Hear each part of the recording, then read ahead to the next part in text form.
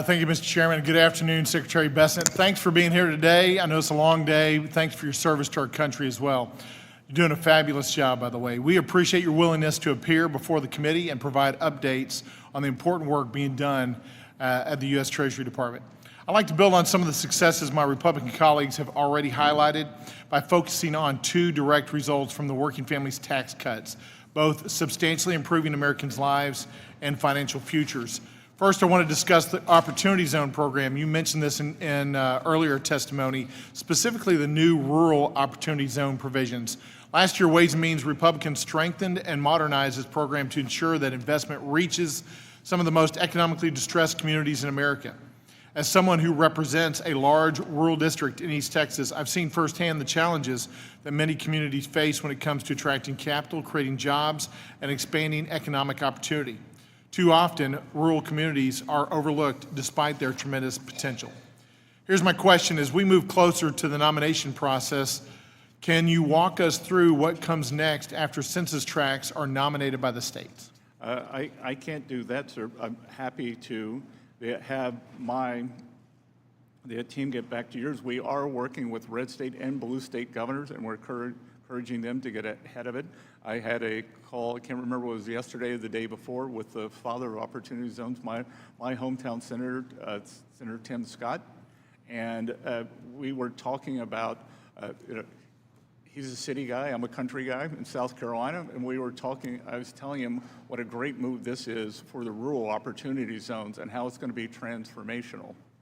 Yeah, I agree with you. That's what we see in these provisions as well, that it gives certainty and long-lasting opportunity for economic growth in areas in America where traditionally businesses or investors are looking and saying, you know, I'm not quite sure if I can make that investment there, but this is the incentive that's needed for that.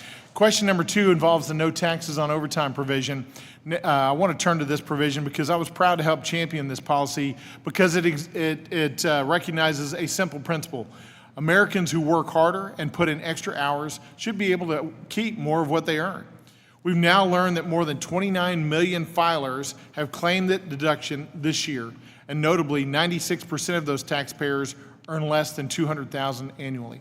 Here's my question, Mr. Secretary. Do these results demonstrate that this law is delivering meaningful tax relief to working Americans, the men and women who are keeping our economy moving every day, and that the benefits are reaching middle-class families rather than the wealthy, as Democrats have falsely claimed? Congressman, I tell you, someone asked me earlier, why do you do this job? And the highlight is going out and meeting with our hardworking Americans, being out with the people. And whether I'm in Texas at a barbecue place outside of Dallas, which I enjoyed. I was in an Italian restaurant in Simi Valley near the Reagan Museum this weekend.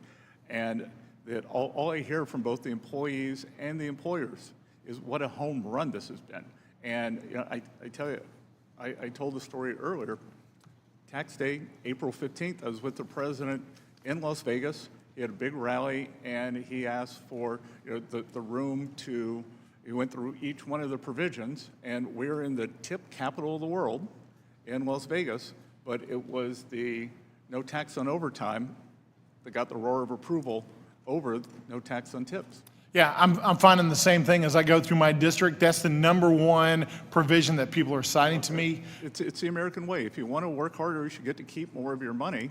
And you know, I think one of the congressmen said, well, you know, we've got to let in these workers. We've got to have. What if Americans want to work more and keep more of their money?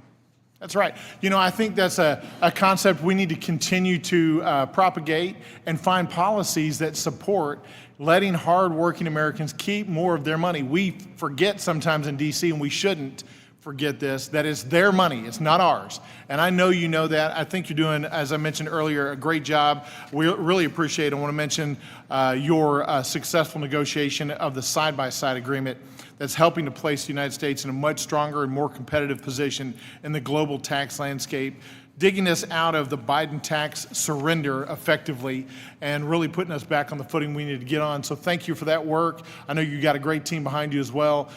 Keep up the hard work and let us know what we can do.